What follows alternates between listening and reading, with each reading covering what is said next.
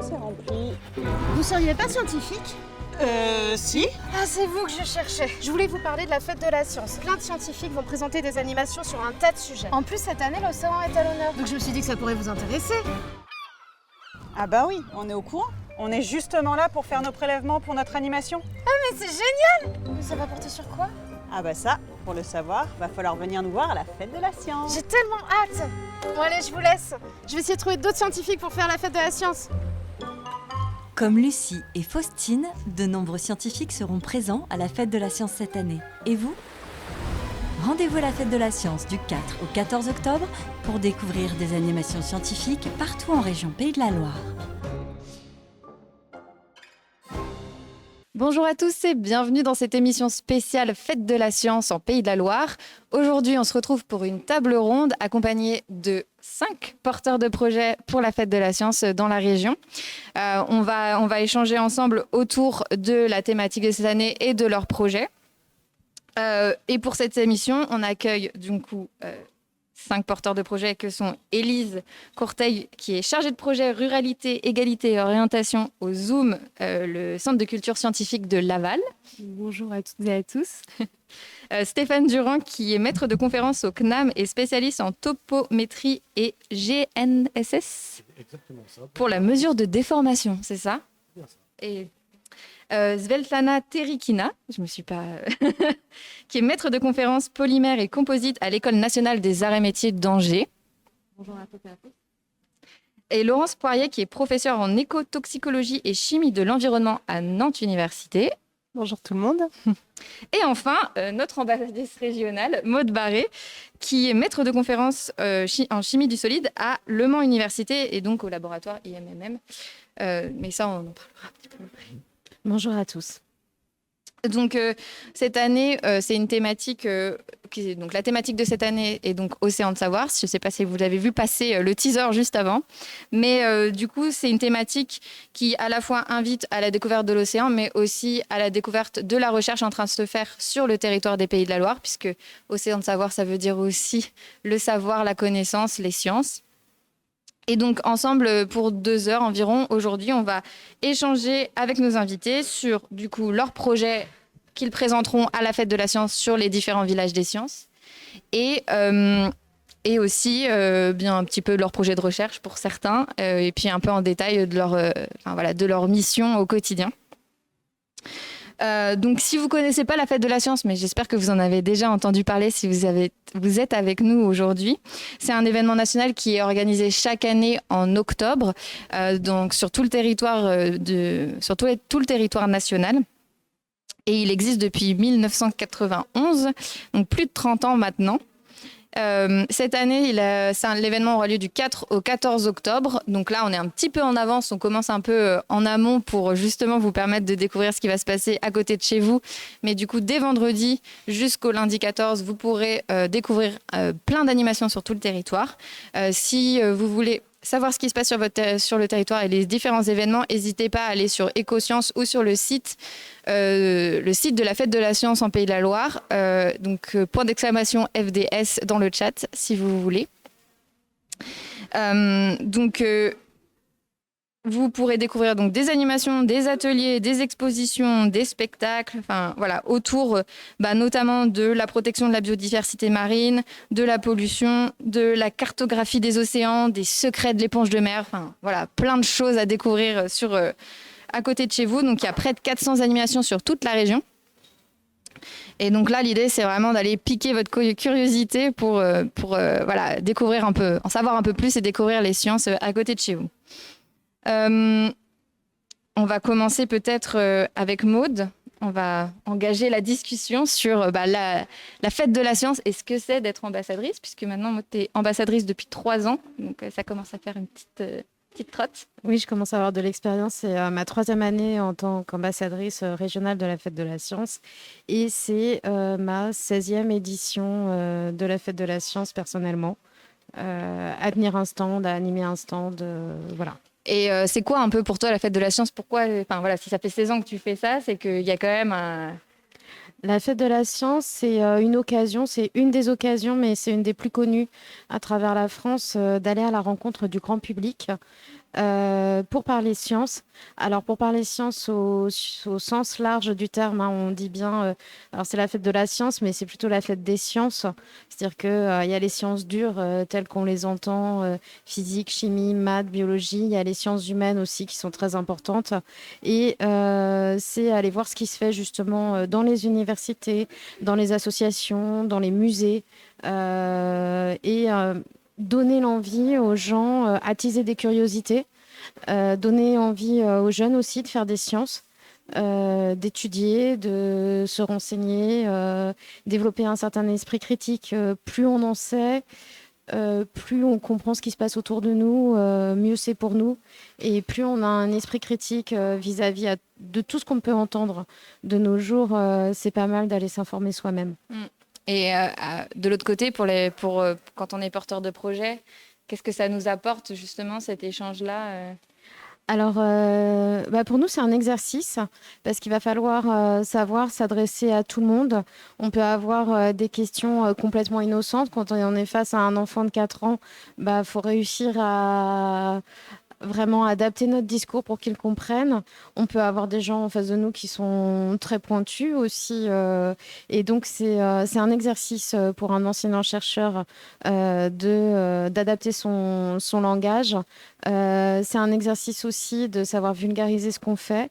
Et puis, c'est un exercice. Alors, nous, on aime bien impliquer des doctorants avec nous parce qu'après tout, s'ils veulent un jour être maîtres de conférence, nous, ça fait partie de nos missions, la diffusion de la culture scientifique. Et donc, faut apprendre à vulgariser son travail, à monter des petites manips. Alors, moi, j'ai même un enseignement qui est lié à ça, où je dis qu'il faut que ce soit ludique pour attirer l'œil, pour attirer le regard, mais pas trop non plus, parce que sinon, le message scientifique, il passe pas, parce qu'en fait, ils sont en train de s'amuser et on n'arrive pas à faire passer le message scientifique. Donc voilà, c'est tous les ans, c'est essayer de se renouveler. Alors, on n'arrivera pas forcément à se renouveler tous les ans. Des fois, on recycle quelques manips, faut bien avouer. Mais voilà, c'est un exercice assez sympa et franchement, c'est toujours une super journée. Oui, parce que du coup, alors sur 2 jours, vous intervenez avec le laboratoire IMMM. Donc, c'est le laboratoire. Il faut que je me souvienne. Attends, je l'ai noté, de toute façon. Institut des molécules et des matériaux du Mans. Ouais. Oui, c'est ça. IMMM, oui. Alors nous, en plus, cette année, on va intervenir sur 3 villages des sciences. Il y en a un premier qui sera ce week-end, donc les 5 et 6 à Sablé-sur-Sarthe. Il y en aura un tout nouveau, un petit nouveau qu'on accueille, qui éclot cette année. On espère que ça marchera bien à Mamers, au lycée Persaigne, le 10 octobre. On sera présent aussi. Et enfin, je dirais un peu le bouquet final à l'abbaye de l'Épau au Mans, les 12 et 13. Donc, l'IMMM sera présent. On sera présent avec mes collègues sur les 3 villages. Donc ça avait du travail, mais voilà. Oui, j'imagine. Parce que du coup, moi, pour y être allée l'année dernière au Mans notamment, vous avez quand même un grand stand, donc proposez quand même de nombreuses animations sur votre stand. Et cette année, c'est l'année de la physique, et j'imagine que ça rentrait un petit peu aussi dans vos thématiques du laboratoire. Est-ce que vous allez proposer quelque chose en ce sens pour la fête de la science ? Oui, en fait, alors c'était l'année scolaire 2023-2024 qui a été déclarée année de la physique par le CNRS.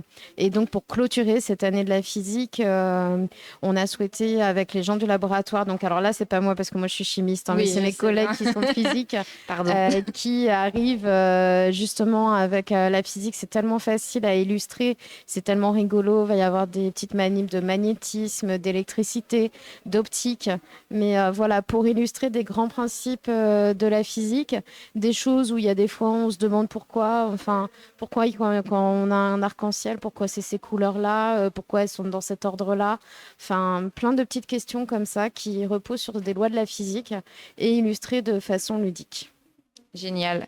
Et sinon, on pourra voir quoi aussi sur ce stand ? Il me semble qu'il y avait d'autres projets. Alors, on a, nous, notre petit stand classique, on va dire, chimie ludique. Ça, on sait bien, ça marche bien tous les ans. Hein. Vous amenez de la chimie, vous laissez les gens manipuler. Il n'y a rien de dangereux, mais voilà, c'est forcément rigolo.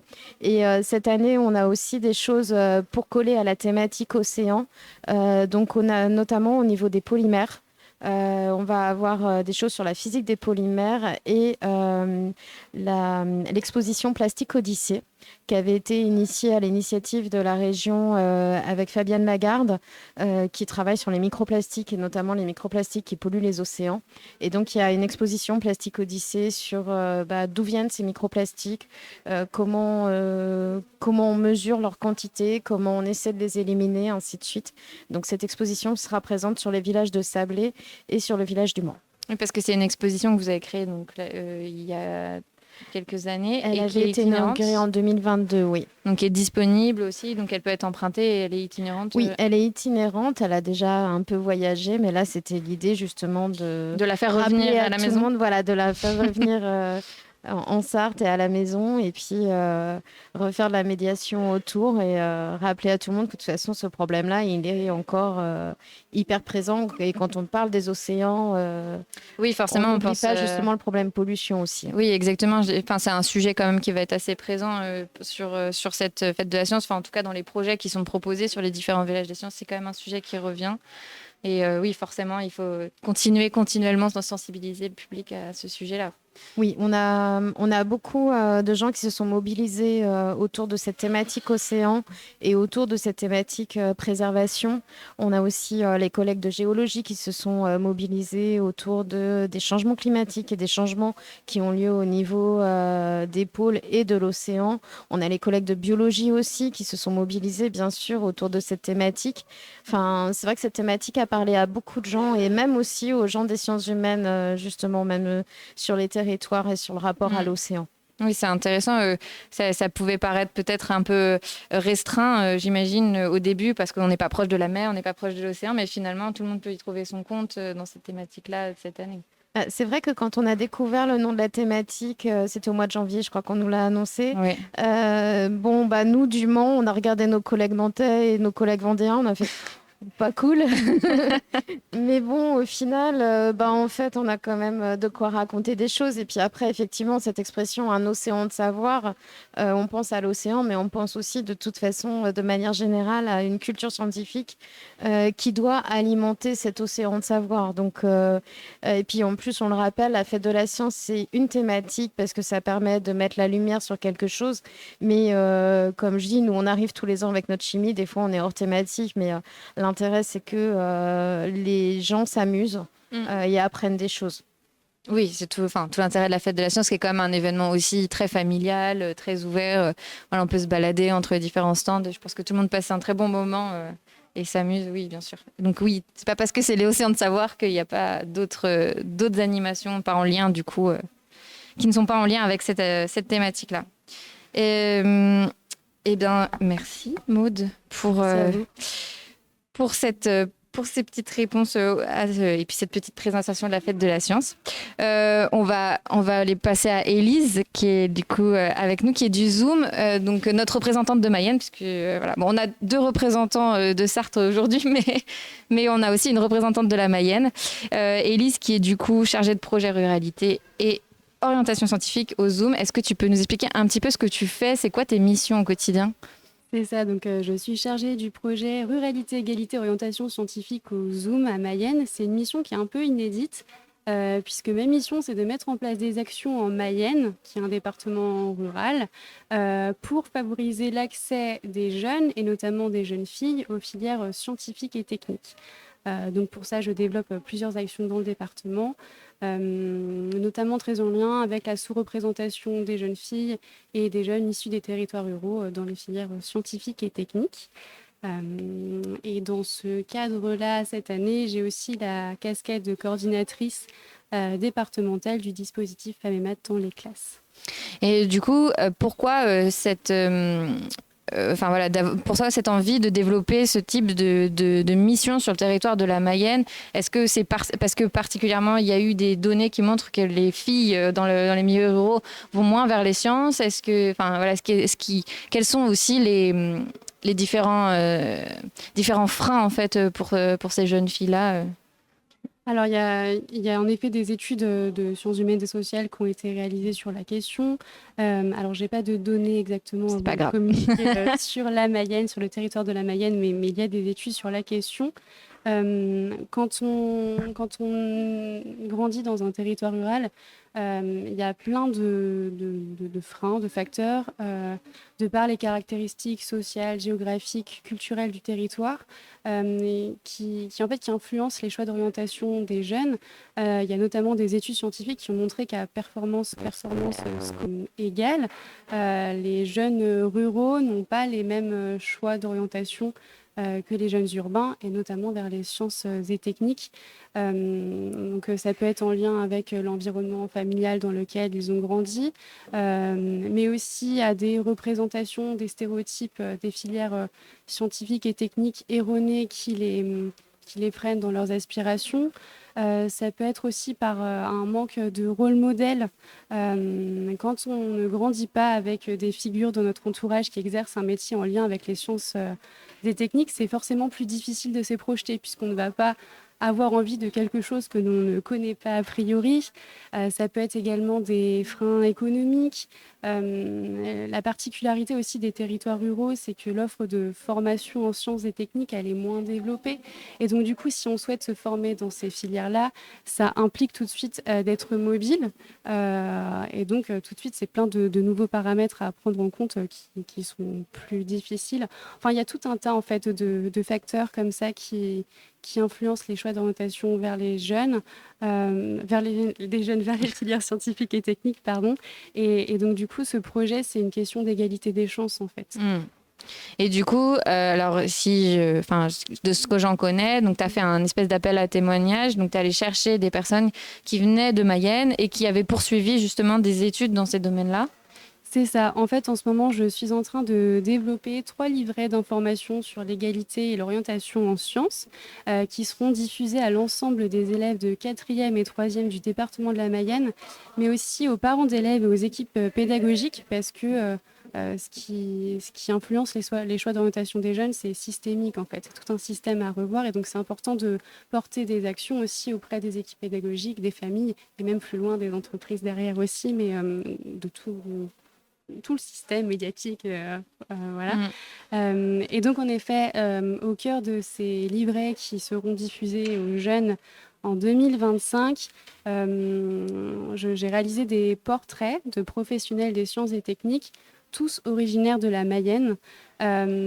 Pour moi, c'est important qu'ils soient originaires de la Mayenne. C'est pas du tout par chauvisme, c'est parce que ça permet aux jeunes de mieux s'identifier dans leur parcours. On a essayé d'avoir une belle représentation des parcours, même en termes d'origine sociale, culturelle, géographique.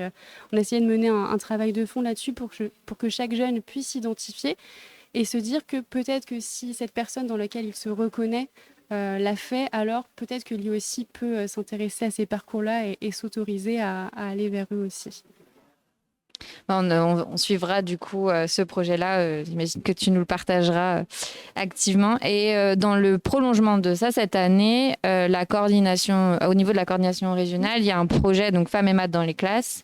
Avant de rentrer dans le détail du projet, pourquoi particulièrement les maths? Pourquoi ce choix de matière?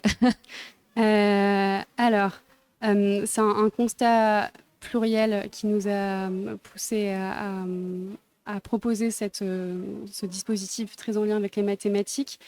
Déjà, la sous-représentation des femmes, comme je le disais tout à l'heure, dans les filières scientifiques et techniques, notamment dans certaines filières en particulier, dans ce qu'on appelle les STEAM, donc les sciences, la technologie, l'ingénierie et les mathématiques. Les mathématiques, depuis aussi la dernière réforme du lycée en 2021. Donc pour ceux qui ne savent pas, maintenant les bacs ES, je parle pour le lycée général, hein. Le bac ES, L et S n'existe plus. Maintenant, les jeunes à partir de la première doivent choisir des enseignements de spécialité. Et donc depuis cette réforme-là, l'intérêt pour les mathématiques a chuté, mais vraiment en chute libre, puisqu'il y a moins de 30% de jeunes filles qui ont choisi l'enseignement en mathématiques, ce qui est assez terrible et assez alarmant, à la fois parce que c'est une question d'égalité des chances, d'accès à ces filières et derrière aux carrières vers lesquelles elles vers lesquelles on peut évoluer. Mais c'est aussi une problématique au niveau de la production des connaissances scientifiques, puisque si on a une mauvaise représentation à la fois des femmes et aussi des jeunes avec des origines sociales, culturelles diversifiées, ça va impacter la production des connaissances scientifiques aussi. Donc c'est important, l'égalité. Tu es en train de dire qu'il y a aussi des biais en sciences dures et que... Absolument.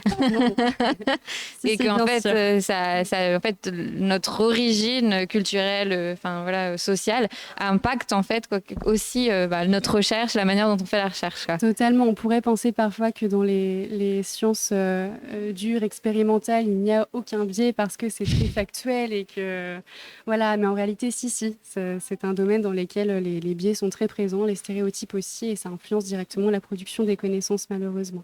C'est intéressant parce que pour moi, c'est aussi un peu un préjugé qu'on a. Alors, dans les sciences humaines et sociales, c'est sûr, il y a des biais, on peut pas se leurrer. Mais du coup, un peu déconstruire cette idée-là que dans les sciences dures, il n'y a pas de biais et que c'est pas influencé par la personne qui fait la recherche. Donc, c'est bien aussi de... Et du coup, ça vient, oui, on fait le lien avec ça. Et donc là, dans l'idée du projet, c'est d'aller... d'aller dans les classes auprès plutôt des collégiens de 3e et lycéennes. En fait, cette année, dans le cadre de la science, dans le cadre de la fête de la science, chaque département de la région Pays de la Loire expérimente le dispositif FAMEMAT dans les classes, dans un collège ou un lycée de son territoire. Donc c'est vraiment une expérimentation cette année, c'est la première édition. Et donc, alors, juste pour rappeler, c'est un projet qui est porté par la région Pays de la Loire en lien avec la délégation régionale académique à la recherche, à l'innovation et la coordination de la fête de la science. Donc la DRARI, si on coupe après. Ouais. C'est ça. Et donc, en fait, l'idée de ce dispositif, c'est de permettre la rencontre entre deux univers, celui des sciences humaines et sociales et celui des mathématiques, et plus largement des sciences. En fait, un duo de chercheuses en sciences humaines et sociales et en mathématiques interviendra dans chaque établissement participant, à la fois pour échanger sur leur parcours de scientifiques, mais aussi pour parler des biais donc, de genre, des biais sociaux qui influencent directement les choix d'orientation des jeunes. Et donc du coup, il y a 3 collèges et 3 lycées en Mayenne, en Sarthe, en Maine-et-Loire, en Loire-Atlantique et en Vendée qui participent au dispositif cette année. Et comment on fait quand on est chercheuse, pour intéresser des jeunes, comment va se passer ce dispositif-là? Comment ils vont faire? J'imagine que c'est pas vraiment un format conférence. L'idée, c'est quand même d'avoir de l'interaction avec ces jeunes-là, ou comment ça va se passer? Alors, la question c'est vraiment une expérimentation, encore une fois. La question de la juste posture et de quel est le meilleur format, c'est quelque chose qui est en évolution permanente. Il n'y a pas de formule magique de comment attirer les jeunes, entre guillemets, et leur donner envie d'aller vers ces filières-là.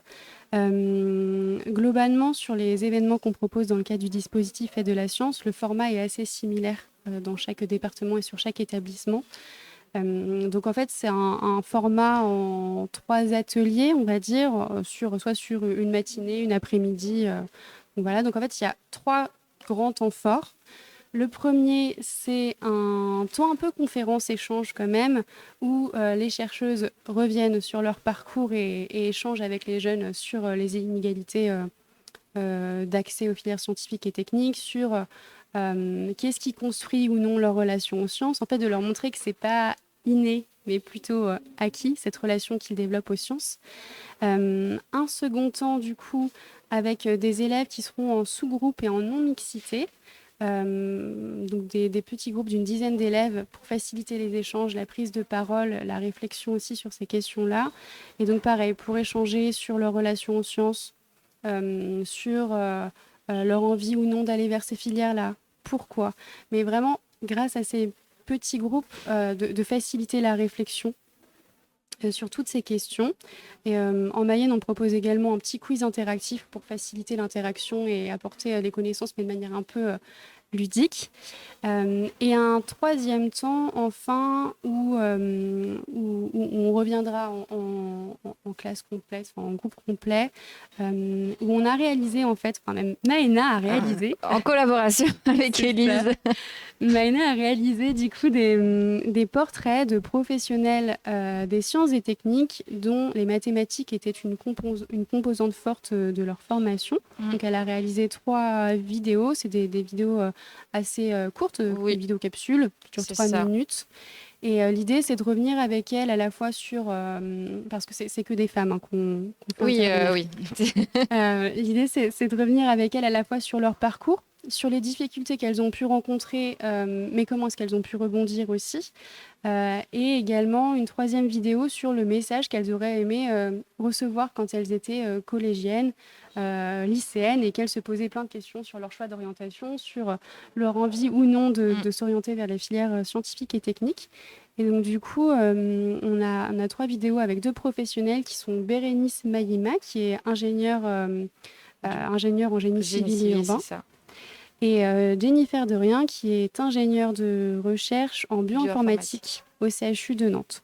Et donc, ça permet de croiser ces 2 regards-là et de montrer aux jeunes comment les mathématiques aussi peuvent être appliquées. Que les mathématiques, parce qu'il y a cette question-là aussi, quand on est en 3e, en seconde, les mathématiques, c'est vraiment la discipline scolaire. Et on a du mal à voir ce qu'il y a derrière. Et donc... c'est tout ce qu'on aimerait aussi apporter grâce à ce dispositif, de montrer que les mathématiques, c'est plus qu'une discipline scolaire, qu'on peut en faire énormément de choses et que c'est très intéressant. Oui, c'est vrai que je trouvais que les profils étaient intéressants, notamment, on s'est dit que ça pouvait peut-être un peu faire peur à certains jeunes, mais le côté dans leur parcours, forcément, il y a eu des difficultés qu'elles ont pu rencontrer. Et je trouvais que notamment ce que avait pu dire Jennifer Derrien, qui était, en fait, à un moment donné, voilà, elle a eu une période dans ses études qui a été difficile, mais finalement, elle s'est retrouvée en sciences. Elle a découvert l'informatique. Et là, ça a été une révélation pour elle. Et ça y est, maintenant, elle en a fait son métier. Donc, en fait, dans son échec, finalement, son échec, sa difficulté, c'était quand même un échec. Elle a trouvé sa voie. Et ça, je trouvais que c'était assez intéressant. Et pareil, chez Bérénice, son parcours, elle, c'est sa sœur qui lui a donné envie de faire une école d'ingénieur. Donc, en fait, ces références-là aussi dans l'entourage. Et donc, je trouve que les deux témoignages sont très, très intéressants. Et en espérant que quand même ces vidéos soient utilisées au sein des classes. Et je ne sais pas si vous, dans vos parcours, il y a eu des mathématiques. Est-ce que ça en fait partie ? Si je peux dire quelque chose, moi, c'est vrai qu'on peut se poser la question, les mathématiques, ça paraît abstrait, on peut se poser la question de à quoi servent les mathématiques. Nous, ce qu'on voit en tant qu'enseignants, c'est que depuis que les mathématiques ne sont plus obligatoires, malheureusement, on repère les étudiants qui n'ont pas fait de mathématiques parce que les mathématiques apportent une façon de réfléchir, une logique de réflexion, une logique de comment résoudre un problème. Et c'est pas forcément qu'une formule, qu'une équation, c'est vraiment une approche d'une problématique. Et toutes les sciences, vraiment dans le sens très large du terme, ont besoin de cette approche mathématique à un moment ou à un autre.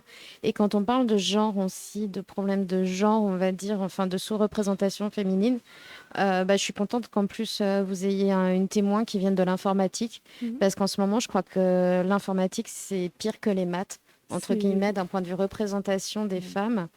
Et c'est assez dramatique parce qu'il y a quand même des femmes extrêmement connues en informatique qui ont été vraiment elles ont lancé des choses, elles ont inventé des pionnières et c'est un peu dommage de l'oublier, quoi. Mais mais je trouve que justement, ça tombe très bien. Oui, je pense que c'est un sujet qui est important, qui est aussi porté au niveau régional, les filles et sciences surtout, mais du coup les mathématiques et l'informatique, je trouve que c'est dommage aussi parce que c'est comme un espace de créativité assez important et on se rend peut-être pas compte quand on est au lycée, mais on peut faire tellement de choses et on peut être créatif en maths et en informatique, mais bon. En espérant que ce genre de dispositif permette aussi de donner envie à des jeunes filles peut-être qui se disaient non, finalement je vais aller en bio ou parce que en général c'est une filière qui attire plus que les maths et puis peut-être finalement les mathématiques ça a l'air pas mal, quoi. Et puis c'est vraiment, alors à la fois pour les jeunes filles mais aussi pour les garçons, on a vraiment ces 2 entrées des ruralités ruralité, des quartiers prioritaires de la politique de la ville, mais aussi de l'origine sociale et du genre. C'est vraiment ces deux entrées-là qui sont importantes pour nous. Tu voulais dire quelque chose Non, ouais. j'allais dire même en bio, les maths sont importants. Oui, bah, en fait, finalement, elles sont un peu, je ne sais pas ce que vous en pensez, elles sont importantes partout. Et je ne sais pas si vous, dans vos métiers, s'il y a cette parité ou pas, est-ce que vous sentez qu'il y a aussi une différence enfin, voilà, en termes de genre, est-ce qu'il y a plus d'hommes, plus de femmes? Est-ce que vous avez plus de mal à recruter? Alors après, je vais laisser la parole aux autres. Allez-y. Moi, c'est juste pour enseigner en première année de physique-chimie. Je m'occupe de ce qu'on appelle le projet professionnel de l'étudiant en première année de physique-chimie. Et quand je leur demande ce qu'ils veulent faire plus tard, c'est quand même très, très genré. La majorité des filles veut faire chimie, la majorité des garçons veut faire physique. Et je ne sais pas pourquoi. Parce qu'en plus, les physique-chimie sont enseignés ensemble. Oui. Mais il y a un truc quand même, et c'est très genré. Enfin, alors que effectivement, et en fait, nous au laboratoire, je dirais qu'en chimie, c'est équilibré. En physique, les femmes sont très très minoritaires. Et donc, s'il y a des femmes qui veulent faire de la physique, c'est pareil. Allez-y, il y a de la place. Allez-y, faites de la physique. Et l'idée du dispositif aussi, si je peux ajouter quelque chose, c'est aussi de faire bouger les représentations qu'on peut avoir de la figure du scientifique. Il y a un petit exercice, une petite activité que j'aime bien faire quand je suis en médiation avec des jeunes. Alors, je leur distribue des post-it et je leur demande d'écrire les premiers mots qui leur viennent à l'esprit ou de dessiner. Quand je leur parle d'une personne scientifique, à qui est-ce qu'ils pensent immédiatement? Et à tous les coups... Einstein. Alors, c'est ça. Donc, ça va être un homme en blouse blanche, plutôt âgé, avec des lunettes et parfois les cheveux ébouriffés. Et une moustache ou pas? Alors, pas forcément de moustache, mais vraiment garçon comme fille, c'est cette représentation-là. Et c'est assez dramatique, en fait, que ce soit cette représentation-là de la figure du scientifique, parce que la plupart de ces élèves ne correspondent pas à cette image-là. Et donc, du coup, ne s'autorisent pas à prétendre à ces carrières-là, puisqu'ils ne se reconnaissent pas dans cette figure-là aussi. Et ça revient, il y a vraiment un gros travail également à faire sur les représentations oui, c'est sûr. scientifiques et techniques. Donc plus on leur proposera de modèles, de professionnels dans ces filières-là, et plus ils se sentiront représentés. Voilà, c'est ça. Vous vouliez rajouter quelque chose sur le sujet ou pas?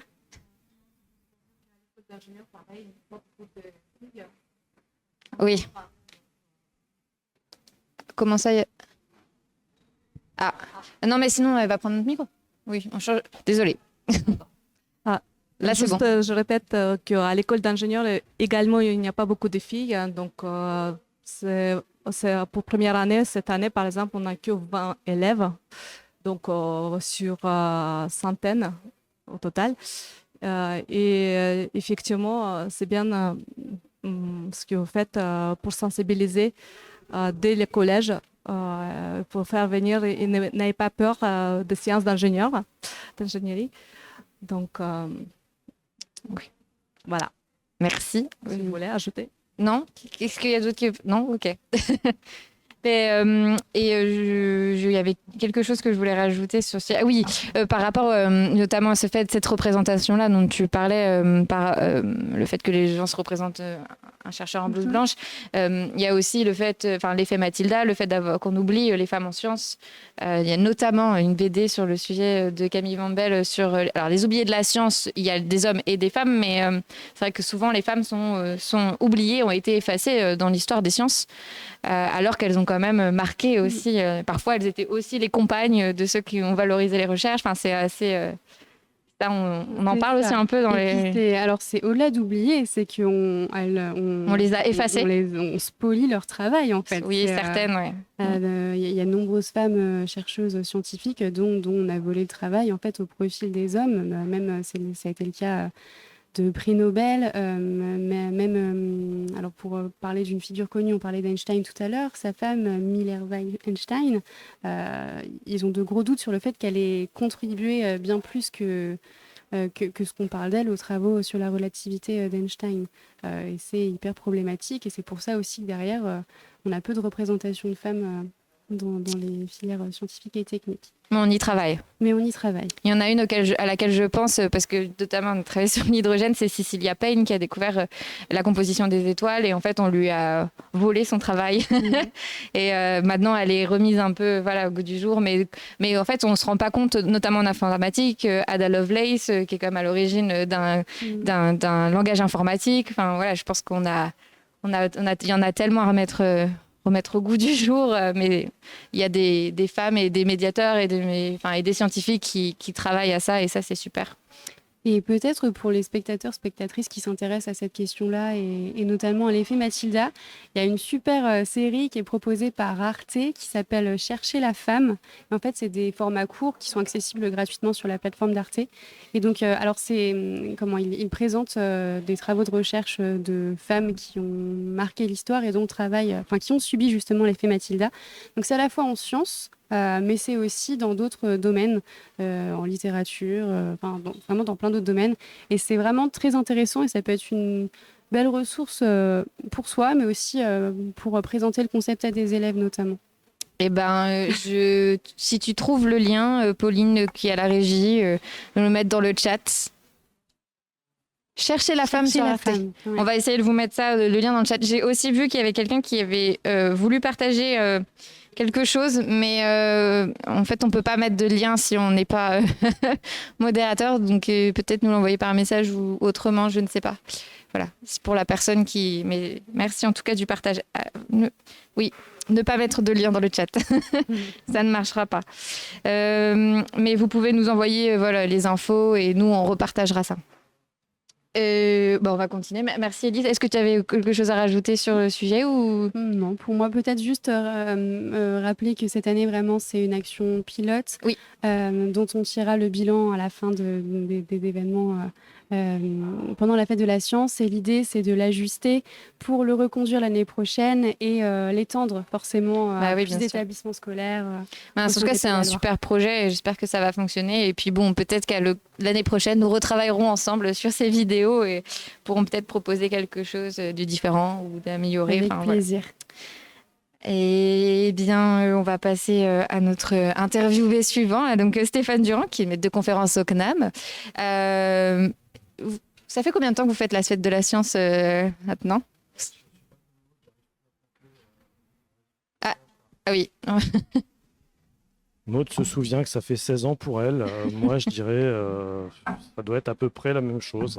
Depuis que je suis arrivé au Mans, ou à peu près, donc ouais, 15-16 ans, effectivement. Avec un format moi, que je trouve intéressant, effectivement, parce que c'est l'occasion pour les jeunes d'être curieux. Et je dirais le maître mot pour aller vers des domaines scientifiques, c'est cette curiosité-là et qu'il faut cultiver. Et puis, pour des personnes qui sont déjà dans le monde professionnel, c'est aussi l'occasion de découvrir des choses nouvelles et d'être aussi un peu curieux. Donc oui, c'est un très beau format, cette fête de la science. Et c'est intéressant ce que vous dites pour les gens qui découvrent le monde professionnel, parce que le CNAM, c'est une école. Oui. Et justement, qui propose des diplômes et aussi potentiellement des gens qui peuvent être en reconversion, ce genre de choses ou... Alors, le CNAM, effectivement, son cœur de métier, c'est effectivement la formation tout au long de la vie des personnes avec la montée en compétences, l'acquisition de nouvelles compétences, l'acquisition de diplômes qui vont avec, pour le valoriser soit pour soi, soit effectivement dans le monde professionnel. Alors, moi, je suis enseignant-chercheur donc au Mans dans une école qui est un peu particulière au CNAM, puisque c'est une de ses seules, c'est une école d'ingénieurs du CNAM et qui a la particularité d'être en formation initiale, ce qui n'est pas commun au CNAM. Mais voilà, c'est les mêmes idées derrière. D'accord. On forme des gens plus jeunes que le CNAM habituellement. Oui, c'est un peu particulier. Et donc, votre cœur de métier, c'est la topographie. C'est un peu ça, si je me trompe pas. Oui, c'est ça. On parlait tout à l'heure des mathématiques et de la physique. On va dire que c'est mon cœur de métier, effectivement. C'est la base de ce que je fais en enseignement, également en recherche, appliquée à la partie topographie au sens large. Et cette année, donc vous allez présenter un projet en rapport avec la topographie de l'océan. Oui. Oui, alors comment vous allez présenter ça ? On a essayé de cette année de de proposer une thématique qui soit en rapport avec l'océan, mais pas complètement. Comme disait Maud aussi tout à l'heure, tous les ans, on ne peut pas tout réinventer. Donc, on essaye de s'adapter au mieux. On va faire des choses qu'on faisait les années précédentes. On va essayer aussi de se rapprocher de cette thématique cette année. On va proposer, par exemple, une activité un stand sur l'abbaye de l'Épau les 12 et 13 octobre, où on va effectivement montrer des choses en rapport avec l'océan, la mesure de l'océan en particulier.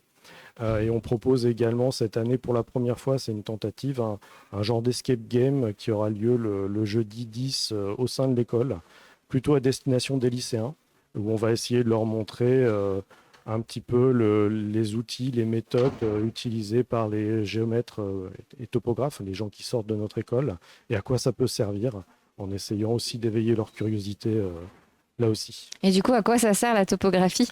La topographie. La topographie, c'est mesurer, représenter le monde tel qu'il est. Alors, appliqué aux océans, on pourrait penser par exemple à une carte de l'océan. Mais si on résume bien, une carte, c'est en fait une information avec une position qui va avec, une profondeur, une vitesse de déplacement d'un courant, une carte géologique où on va repérer. Et le topographe, en fait, il va intervenir parfois effectivement sur la mesure de cette information-là, mais il intervient aussi sur toute la partie mesure de la position dans l'espace et de permettre aux gens de trouver cette position quand ils en ont besoin. Et donc ça, tous ces travaux de topographie va servir à d'autres personnes. Est-ce que c'est réutilisé dans certains métiers Alors, beaucoup de métiers l'utilisent. Chacun d'entre nous, nous avons, je pense, tous un smartphone sur nous. Oui, tout à fait. Et il nous arrive d'avoir à nous déplacer et d'avoir besoin d'aller d'un point A à un point B.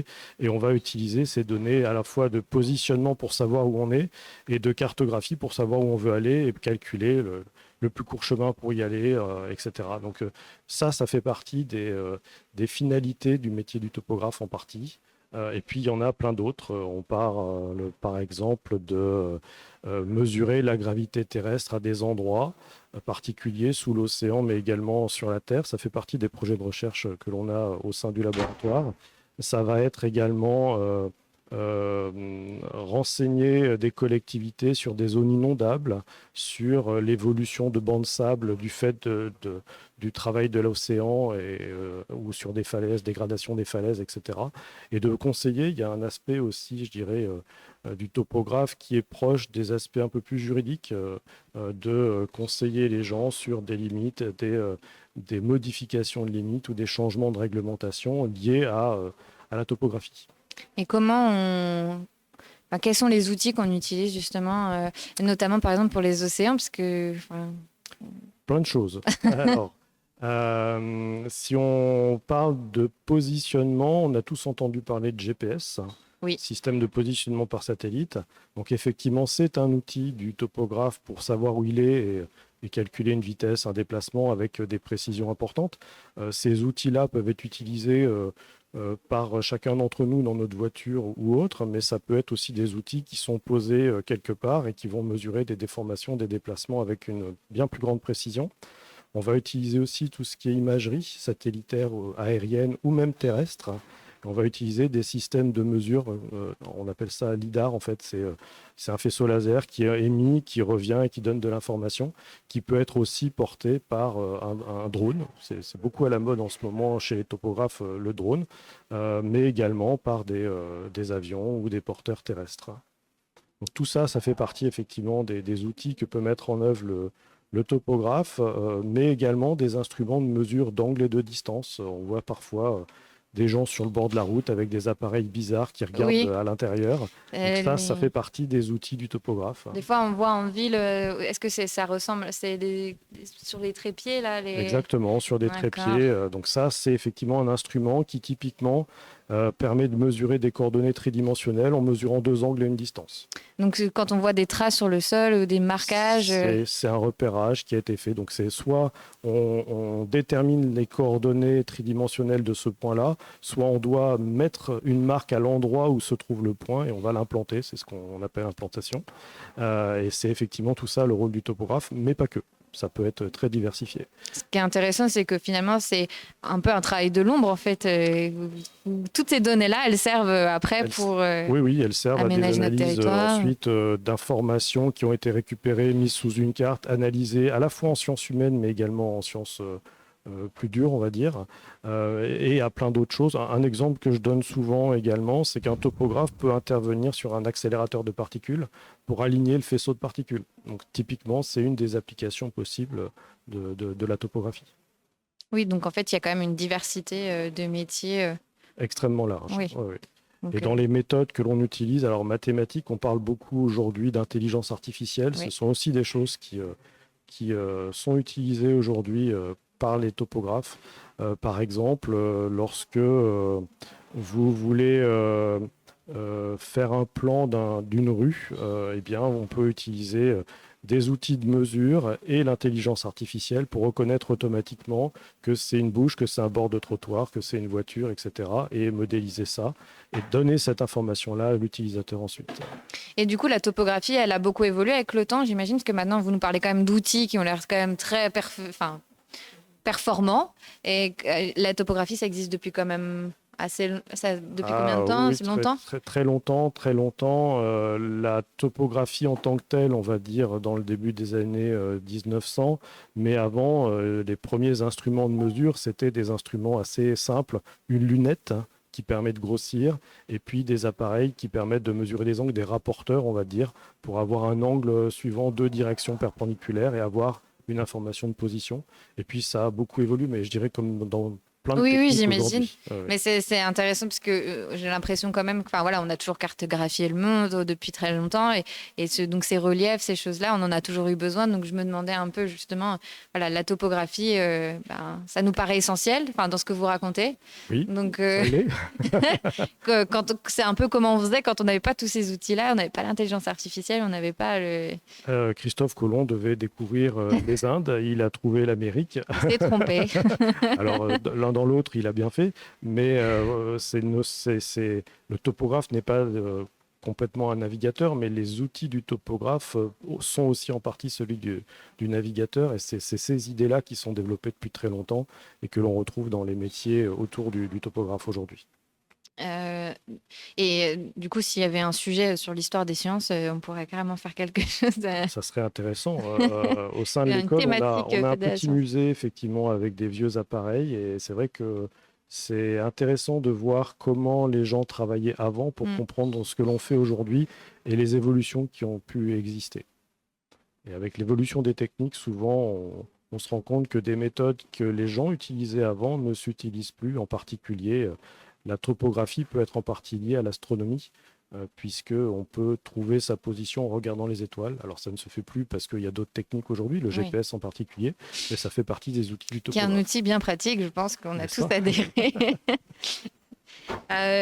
Juste une petite question par rapport à l'escape game. Oui. Pourquoi cette envie de faire ça? Qu'est-ce qu'on va y trouver? Qu'est-ce que les élèves vont pouvoir faire? Alors l'idée qu'on avait, c'est qu'on se rend compte que sur le stand de la Fête de la Science, on a un public divers et varié entre 4 et 98 ans, et que finalement, souvent, ce sont les plus jeunes qui sont attirés parce qu'ils voient un truc qui leur plaît, et ils ont cette curiosité-là, alors que les plus anciens, à partir de 18 ans, on va dire,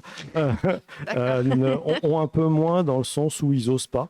Ça arrive souvent on ait un enfant avec ses parents qui viennent sur le stand, l'enfant était curieux, et puis finalement les parents s'intéressent.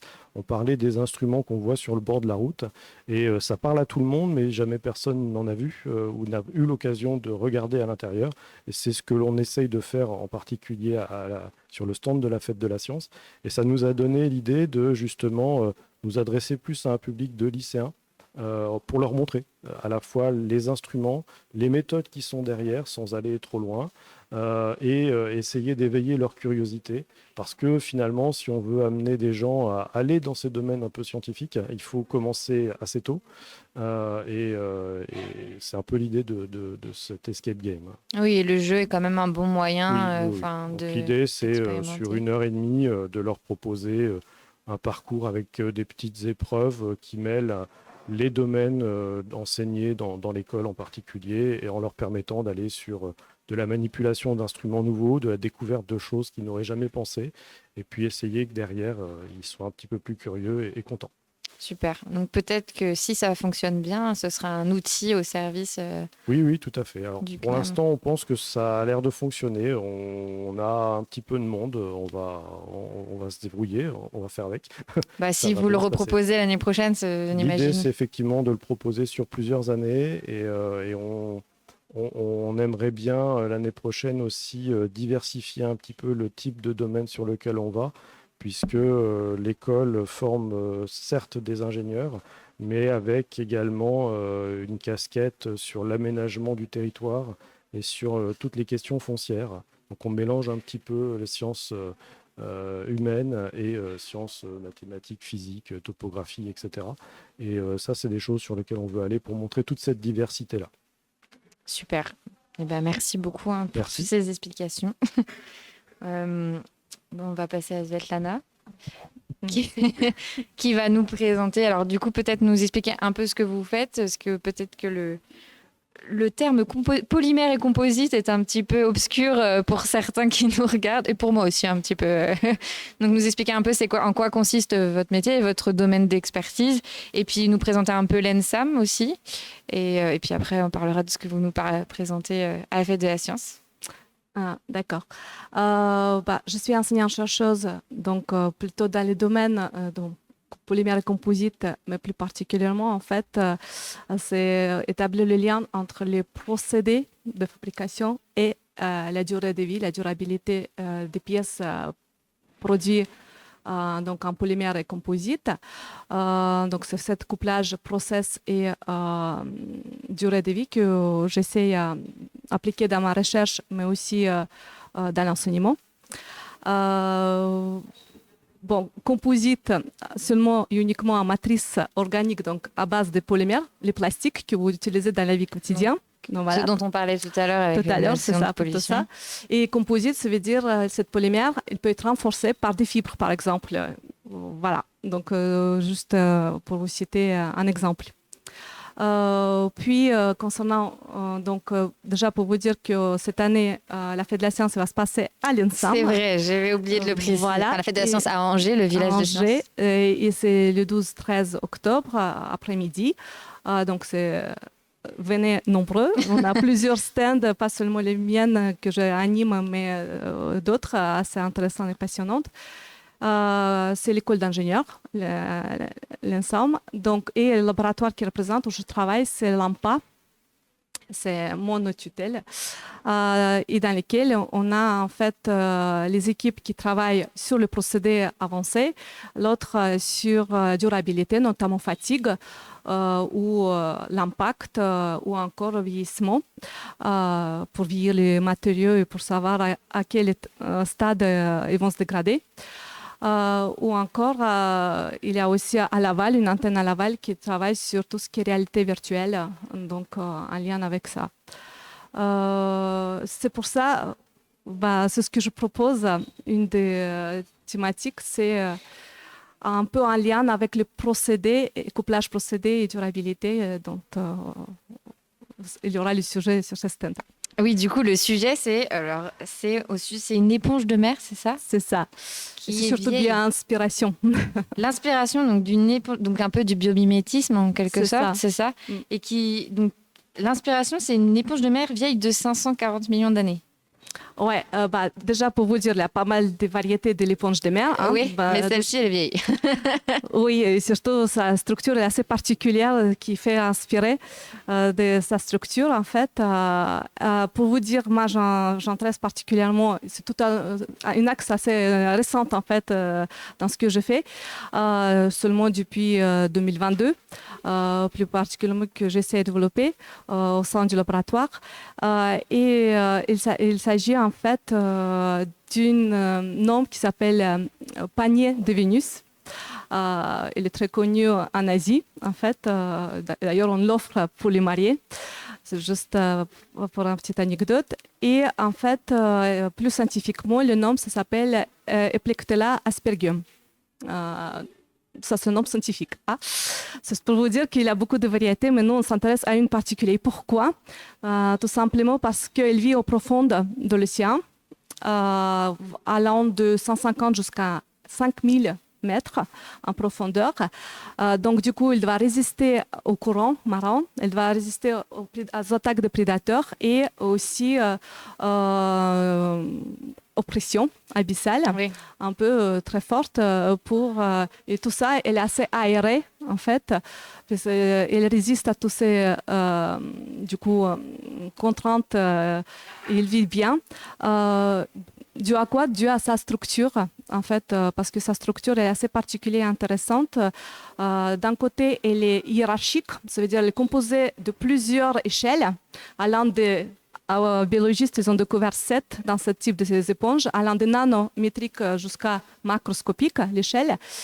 Et puis, sa organisation spatiale, qui est vraiment fascinante. Bon, pour ceux qui nous écoutent, c'est un treillis carré, qui est renforcé par diagonale d'un part et de l'autre, et ce qui fait qu'en fait ça donne une structure en damier un peu, avec les cellules ouvertes et fermées alternées. Et donc cette structure périodique et régulière, en plus si on va zoomer dans les parois de ces structures, ça nous donne en fait les spicules, qui en fait, pour vous dire, c'est en fait, les tubes concentriques en fait, qui sont empilés l'un sur l'autre et qui sont composés de silice, donc un composant de verre, et en plus alterné par une petite couche mince de protéines. Et ce qui fait que c'est l'ensemble, surtout nous pensons que c'est l'échelle macroscopique et microscopique, qui donne cet aspect de résistance à toutes ces conditions extrêmes et surtout à la pression. Et de quoi elle est capable d'absorber toute cette énergie.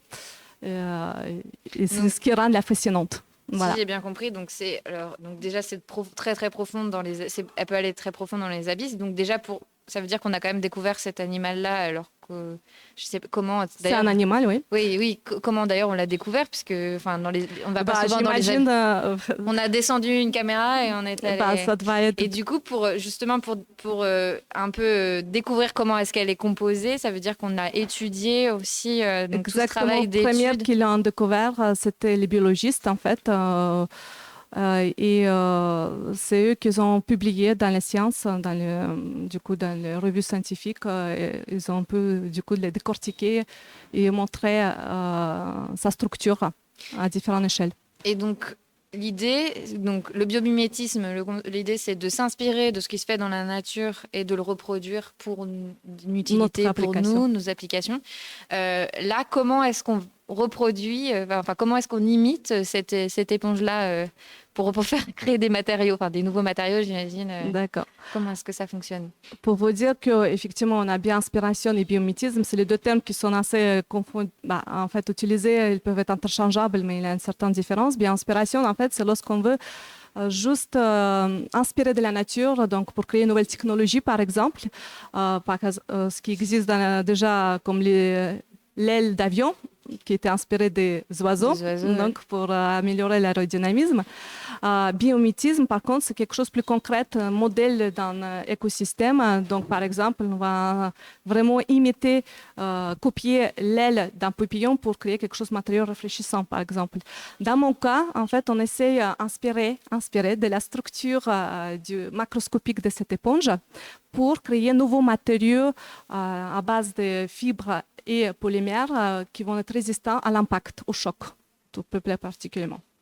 Et donc pour résister à l'impact, au choc, pour quel type d'application derrière? Je sais pas, des voitures, ce genre de choses ou pas? Exactement.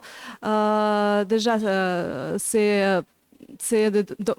en travaillant avec un doctorant dans le cadre d'une thèse ministérielle, Thomas Caillot, qui développe ces structures en fait.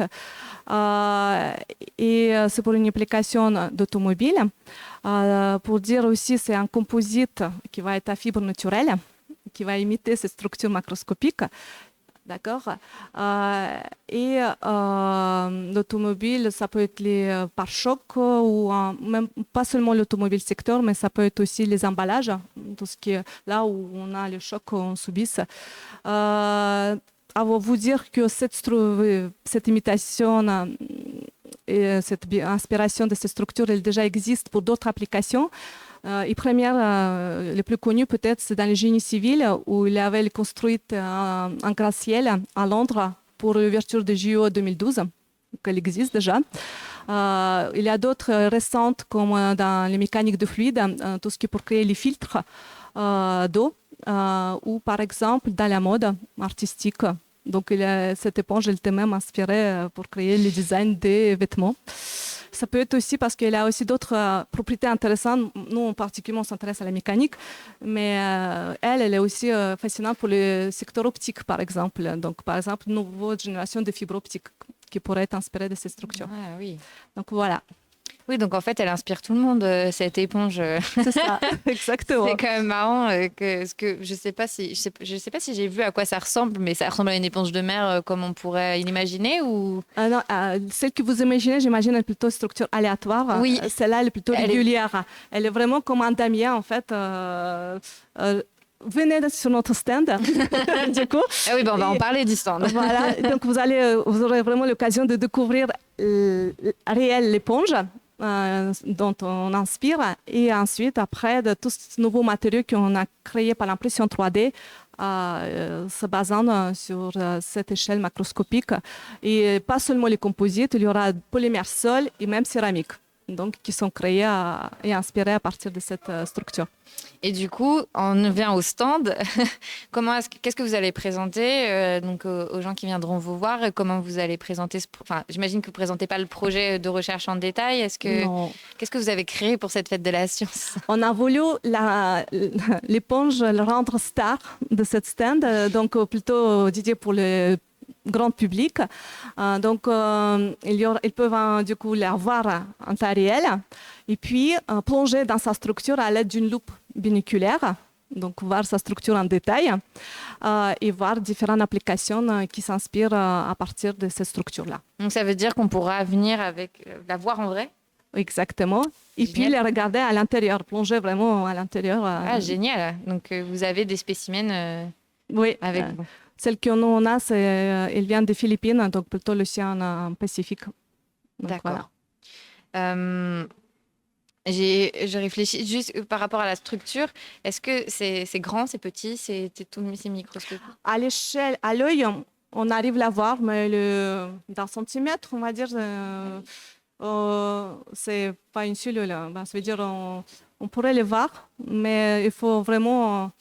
Ça veut dire une cellule élémentaire, c'est cette fameuse carré, d'accord, une grille tout simplement, avec une cellule ouverte et une cellule fermée, alternée.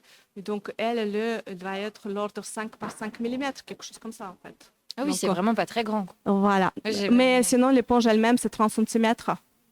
C'est un animal de 30 c'est quand même grand. Oui, elle est grande, mais qui est périodique, donc ça se répète. Voilà. D'accord. Sur toute sa longueur. Et si on zoome encore, on va voir que les parois dont constituent cette carré, ils sont concentriques. Donc, dedans, ces tubes empilés l'un sur l'autre. D'accord. Donc, mais ça, vous ne pouvez pas les voir. Il faut avoir un peu microscope plus puissant. Outils, voilà, des outils plus j'imagine puissants. que vous avez ça à disposition pour... Par exemple, MEB, c'est microscope électronique à balayage qui permet de nous découvrir exactement cette échelle microscopique. On va dire.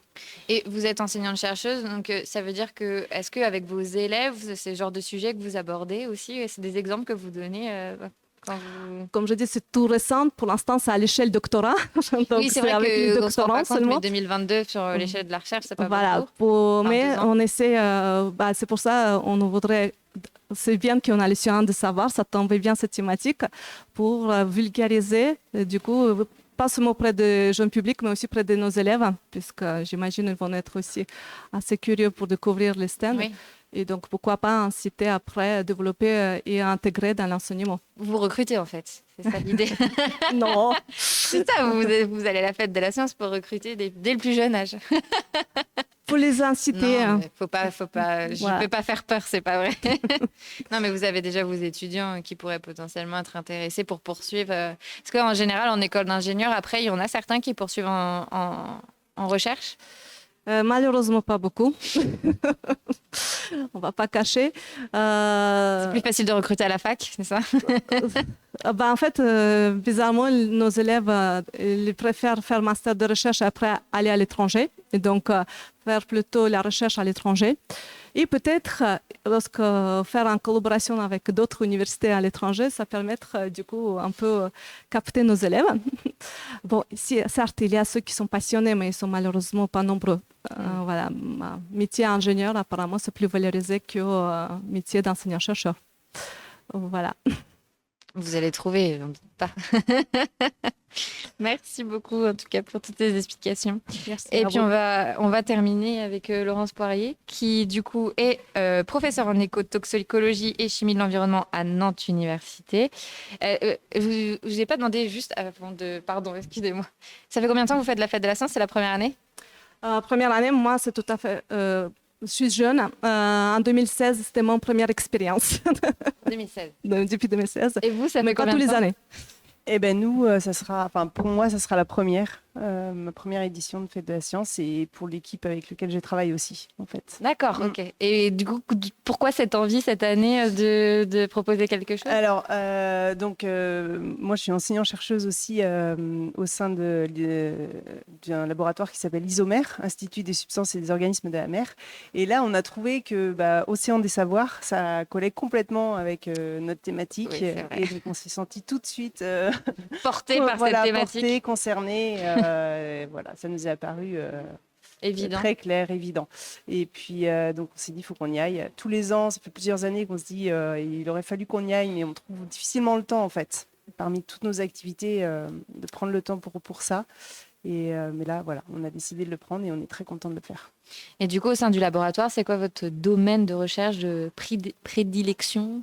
Alors, moi, mon domaine, c'est la toxicologie de l'environnement, aussi appelée écotoxicologie. Donc, je m'intéresse à une grande partie des contaminants dits émergents auxquels les réglementations ne s'intéressent pas trop pour évaluer leur présence dans les écosystèmes estuariens, marins et leurs effets pour les organismes vivants. Donc ça va être peut-être plutôt des produits, quel type Oui, de... alors les contaminants d'origine humaine, Oui, bien sûr, associés aux activités humaines. Donc on s'intéresse par exemple aux microplastiques, dont il a été question tout à l'heure, en collaboration donc, avec les équipes du Mans aussi. On s'intéresse aux terres rares, qui sont des éléments métalliques. Qui sont utilisés dans les téléphones, notamment, voilà, c'est qu'on ça retrouve dans beaucoup de technologies en fait, actuelles, les batteries ou l'énergie éolienne. Voilà, donc des éléments qui sont de plus en plus utilisés et qu'on retrouve relargués dans les rivières. Et au final, ça arrive jusqu'à l'océan. D'accord, et donc ça Voilà. contamine la biodiversité. Et... J'imagine qu'il y a un cycle finalement, ça revient à nous aussi d'une certaine Oui, manière. oui, tout à fait. Ça va contaminer la biodiversité marine, mais ça va aussi donc contaminer les réseaux trophiques. Et l'homme, il ne faut pas oublier qu'il est en haut de ces réseaux trophiques. Et il y a certains contaminants qui arrivent jusqu'à l'homme par le biais de la voie trophique. Ouais. Donc on s'empoisonne en quelque sorte. Il y a un peu de ça pour certains contaminants. Heureusement, ce n'est pas toutes les substances. Non, toutes les substances chimiques ne sont pas bioamplifiées dans le réseau trophique. C'est ce qu'on appelle la bioamplification, en fait. Le fait qu'une substance s'accumule petit à petit à des concentrations de plus en plus importantes le long d'un réseau trophique. Et heureusement pour nous, toutes les substances ne se bioamplifient pas. D'accord. Mais il y en a pour lesquelles c'est réellement le cas. D'accord. Bon, du coup, ça, c'est votre sujet. Voilà, c'est donc... le sujet global, on va dire, qu'on conduit depuis plusieurs années. Et on a différents types de focus sur certaines familles de contaminants. D'accord. Et du coup, qu'est-ce que vous allez proposer concrètement aux gens sur votre stand? Comment ça va se... Alors, à la Fête de la Science, on a une intervention qui est prévue donc le 11, 12, 13 octobre sur le village des sciences au niveau de la Halle 6 à Nantes. Spécifiquement orientée vers l'utilisation de la moule marine en tant qu'espèce sentinelle de la qualité du milieu marin. Donc on aura la possibilité sur le stand de disséquer une moule. Généralement on la mange, mais on ne s'intéresse pas trop à son anatomie en tant que consommateur. Mais là on prendra le temps justement avec le public de disséquer la moule, de regarder un peu quels sont les organes intéressants chez ces organismes qui vont nous intéresser, en tout cas pour retranscrire la qualité du milieu. Donc on va s'intéresser par exemple aux branchies qui sont l'organe de filtration de l'espèce et qui vont filtrer une grande quantité d'eau. Donc une moule, c'est capable de filtrer jusqu'à plus d'une trentaine de litres d'eau de mer par jour. Et donc c'est ce qui fait que par cette filtration, en fait, elle est capable d'accumuler les particules présentes dans la colonne d'eau et également les substances chimiques qui sont dissoutes. Et elle va être capable de les bioaccumuler. Et puis, donc, c'est pour ça que ça en fait un organisme sentinelle intéressant en fait, de la qualité des milieux. C'est pour ça que c'est cette question que j'allais vous poser. Donc la moule est un organisme sentinelle. Il y a aussi l'huître, il me semble. Oui, l'huître également fait partie. Et ils sont régulièrement utilisés en fait comme référence finalement de. Oui, tout à fait. En fait, depuis je ne saurais pas dire, peut-être 50 ans. Ils sont utilisés notamment par l'Ifremer, qui a mis en place des réseaux de surveillance de la contamination chimique en zone côtière. Et c'est l'huître et la moule qui sont les deux espèces en fait, suivies de manière régulière par l'Ifremer pour les concentrations en certains contaminants qui posent problème pour la santé humaine. Et quand vous les étudiez en laboratoire ou vous faites des prélèvements en milieu Alors, nous, on va les naturel. étudier. On a à la fois des approches expérimentales où on les expose en laboratoire à des familles de contaminants et on cherche à regarder les effets à différents niveaux d'organisation biologique, donc à l'échelle cellulaire, à l'échelle individuelle, par exemple le taux de filtration, les réserves en lipides, notamment, on regarde tout ça. Et on les utilise aussi en in situ, ce qu'on appelle in situ, donc sur le terrain, où on peut aussi regarder quels sont les contaminants qu'elles bioaccumulent quand elles sont dans leur milieu, quoi. Donc, par exemple, on a travaillé sur les microplastiques et on a développé des méthodes pour analyser les microplastiques dans les espèces d'huîtres et de moules. Ouais. Donc, on retrouve des microplastiques Oui, tout à fait, on en retrouve un petit peu. Ouais. Donc, donc, ça veut dire que c'est une échelle vraiment microscopique, c'est des nanos ou Alors oui, le microplastique, sa taille, ça va être inférieur à 5 microns et entre 100 nanomètres et 5 microns environ. D'accord.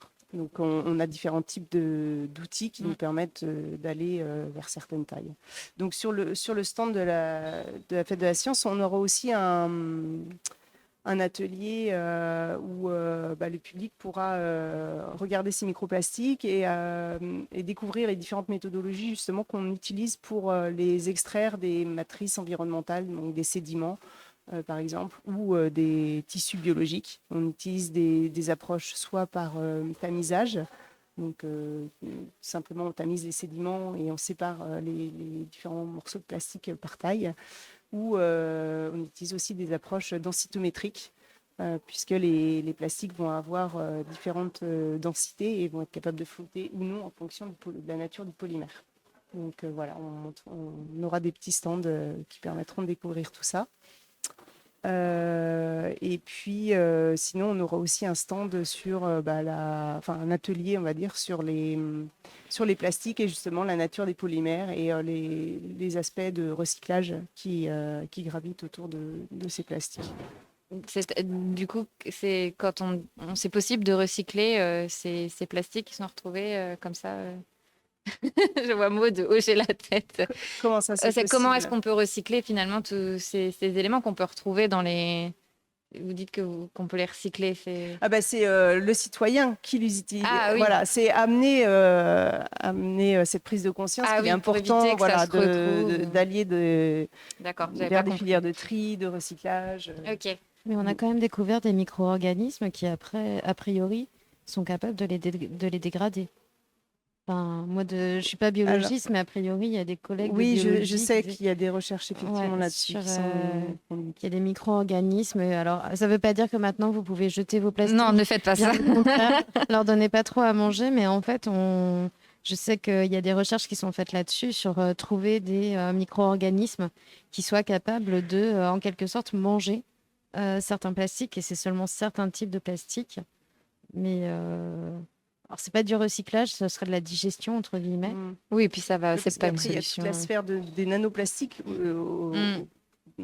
qui est aussi importante et pour lequel on a des difficultés analytiques pour la caractériser. Mais on sait que les microplastiques sont ensuite dégradés en nanoplastiques et ça aussi, c'est des choses qui... Oui, parce que finalement, enfin, de ce qu'on sait, c'est que la pollution plastique, la plus importante, ça reste ce qu'on ne voit pas, en fait, toutes celles qu'on ne voit pas. Oui, tout à fait. Parce qu'on voit beaucoup, dans les représentations, notamment l'Ifremer a un espèce d'iceberg on voit les macroplastiques qu'on voit sur le septième continent. Le septième continent, c'est ça. Et puis après, il y a aussi les pollutions chimiques, les pollutions, toutes les autres pollutions. Donc oui, c'est pas juste. Il y a tellement de choses. Ça paraît parfois un petit peu beaucoup quand même. Oui. C'est pour ça qu'il est important d'avoir des outils de surveillance en fait de cette. Et quel type d'outils donc les vôtres, et il y en a d'autres qu'on peut retrouver. Les outils, qu'est-ce qui existe aussi En outils de surveillance? Oui. Alors, ça va passer soit par la surveillance par mesure chimique directe, en fait, des contaminants qu'on connaît, même si pour certains, comme les nanoplastiques, on a du mal à l'heure actuelle encore à avoir des outils analytiques performants. Et puis, il y a d'autres substances chimiques, cette fois-ci, qu'on n'arrive pas non plus forcément à analyser parce que soit on n'a pas des outils assez puissants pour descendre au seuil de détection qu'il faudrait. Soit ça passe par l'utilisation de bioindicateurs, comme par exemple des espèces biologiques qui vont être capables d'accumuler et d'intégrer cette contamination. Puis on a aussi, depuis une vingtaine d'années, s'est développé aussi tout ce qui est capteurs passifs. Ce sont des outils qui vont mimer un petit peu ces aspects de bioaccumulation qui vont capter les polluants, en fait, les contaminants, sur des résines, et puis on va analyser ces outils-là. Donc dans le cadre de la Fête de la Science, on aura un autre stand qui sera situé sur le musée Terre d'Estuaire à Cordemais. Et dans ce cadre-là, on aura le 12 octobre une animation autour justement de l'utilisation de capteurs passifs et de moules qui seront déployés sur les épaves de la Seconde Guerre mondiale qui sont coulées en baie de Seine et en Manche, globalement, où on conduit des actions de recherche pour évaluer le relargage de contaminants à partir de ces épaves. Parce qu'il y a encore aujourd'hui... Oui, il y a des épaves qui sont coulées et qui ont des explosifs, qui ont des stocks de carburant, qui ont été faites avec des métaux et qui relarguent continuellement des substances. Et on utilise donc ces dispositifs de capteurs passifs et ces moules pour pouvoir essayer d'évaluer ces relargages en fait. Parce qu'on ne peut pas aujourd'hui, par exemple, aller débarrasser les mers de ce genre de... Alors il y en a énormément en fait d'épaves. D'accord. Non mais je me posais la question, je me dis peut-être qu'on peut trouver une solution pour éviter qu'il y ait ce relargage, mais... Alors il y a certains stocks d'explosifs qui sont dynamités, mais bon voilà ça finit toujours par... ça explose quoi qu'il arrive. Il y a des stocks de carburant aussi qui ont été vidés sur certaines épaves. Un grand nombre d'épaves ont eu ça. Mais il reste toujours finalement... puis la corrosion fait que de toute façon, ça se dégrade petit à petit et ça relargue. D'accord. Donc voilà, pour continuer sur la Fête de la Science, ce sera aussi une animation qu'on va conduire sur le musée de Terre d'Estuaire. Très bien. Et j'ai perdu ma question. Je sais plus. J'ai perdu ma question. En espérant que c'était peut-être sur les outils spectroscopiques, non? Oui, après oui. C'est quoi en fait un outil? Oui, parce que j'en ai pas encore parlé effectivement, mais un des projets qu'on conduit, c'est le développement d'outils spectroscopiques et notamment basés sur la spectroscopie infrarouge et Raman pour essayer d'évaluer l'état de santé des moules. Donc l'idée de ce projet, il sera présenté aussi à la Fête de la Science, c'est de mettre en relation en fait la spectroscopie proche infrarouge et Raman vont être capables de caractériser de nous donner une empreinte moléculaire en fait des moules. Et ce qu'on fait, c'est que à travers les expositions en laboratoire des moules à des contaminants ou même à des changements qu'on va dire globaux comme l'acidification des océans ou l'augmentation de température, on essaye de caractériser les effets que ça a sur ces empreintes moléculaires qui nous sont données par les outils spectroscopiques de proche infrarouge et de Raman, et de mettre en relation tout ça pour, à travers ces outils, avoir la possibilité d'analyser rapidement et simplement l'état de santé de la moule. Voilà, donc c'est l'objectif du projet. Donc du coup, il y aura des outils comme ça qui sont présentés Alors, à la Fête de la Science, non. On n'amènera pas... Vous allez quand même... Mais voilà, le projet sera expliqué et là, on commence la 3e année du projet. Donc, c'est un projet qui dure 5 ans, donc on n'en est pas encore arrivé au bout. Mais non, 3e année, c'est presque la fin. Donc, ce projet sera expliqué et voilà, l'idée, c'est de développer ces outils spectroscopiques pour aller plus vite, en fait, dans l'évaluation de l'état de santé de la moule. Donc, j'imagine que quand même, l'objectif, c'est quand même de sensibiliser le public à ces questions-là. Vous parliez de recyclage, etc. De un peu sensibiliser à toutes ces questions-là pour amener les gens à protéger leur environnement et prendre conscience aussi de leur place dans ce... Oui, exactement, c'est ça, parce que finalement, s'intéresser à l'état de santé des moules, c'est s'intéresser à la qualité du milieu marin et donc c'est s'intéresser à la qualité de notre environnement. Puisque le milieu marin, c'est un peu le réceptacle final de toutes les substances qu'on émet à travers les activités humaines sur le continent, qui vont arriver à l'océan par voie atmosphérique ou qui vont transiter par les rivières et les fleuves. Donc voilà, c'est important d'avoir conscience que finalement, tout est lié. Oui.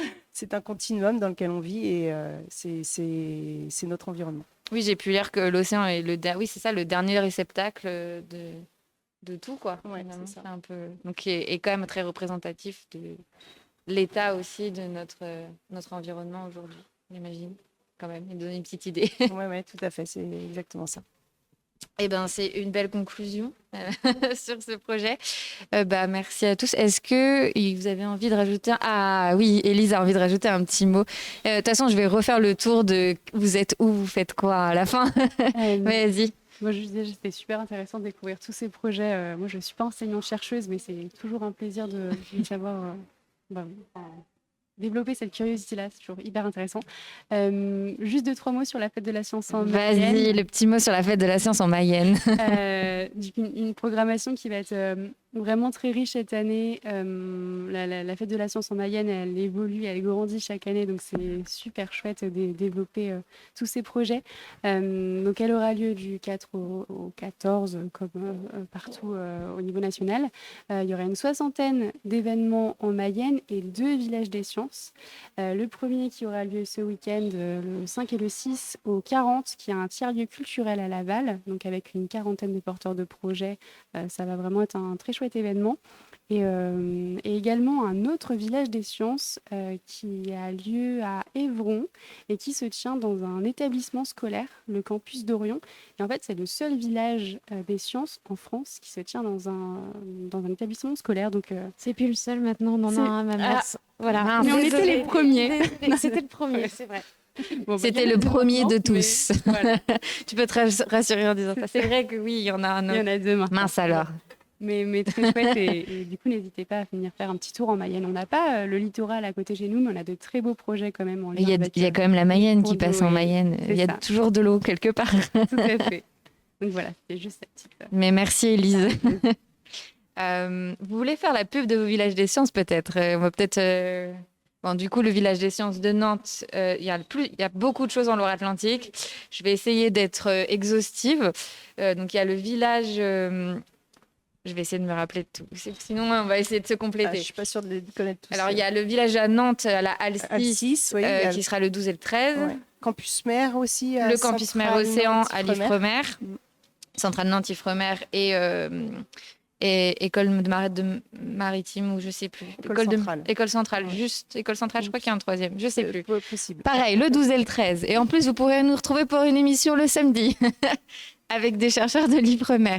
Il y a aussi au centre Accor, si je ne dis pas de bêtises, il y a aussi, je crois que ça commence ce week-end.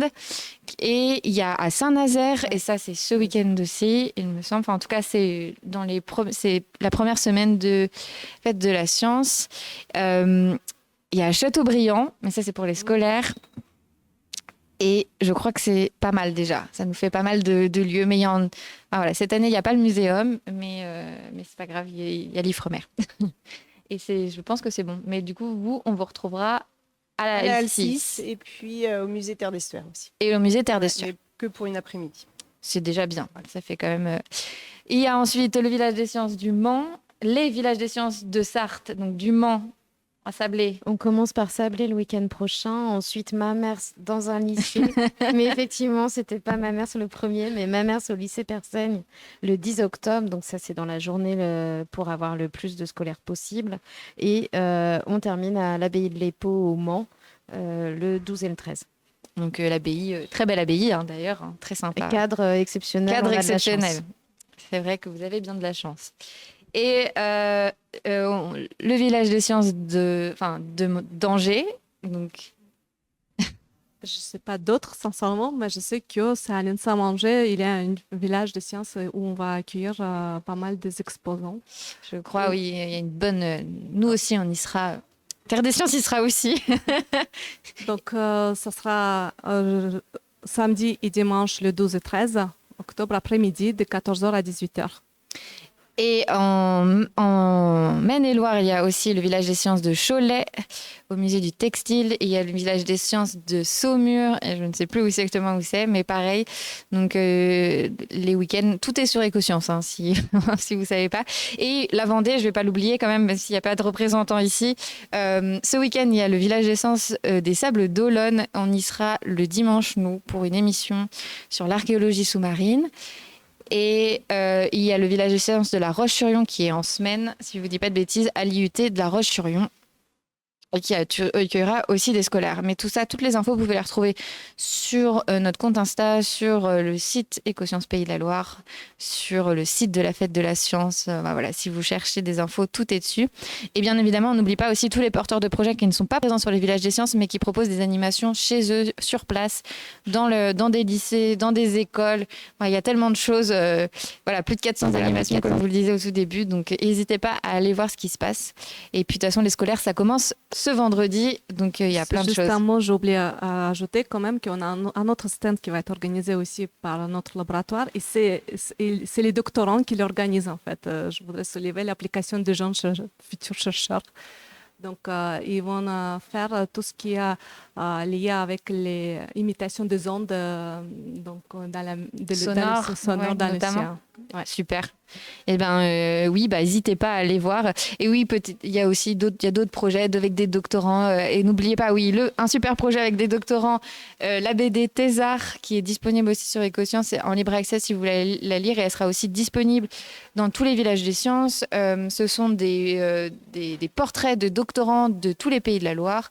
Donc il y en a 9 et qui ont des projets en lien avec la mer et les océans. Donc n'hésitez pas si vous voulez découvrir leur parcours, voilà, leur projet. Et c'est très chouette, c'est une super BD qui a été portée encore par la coordination régionale et puis illustrée par Camille Leclerc de l'atelier Géode qu'on apprécie bien ici. Voilà.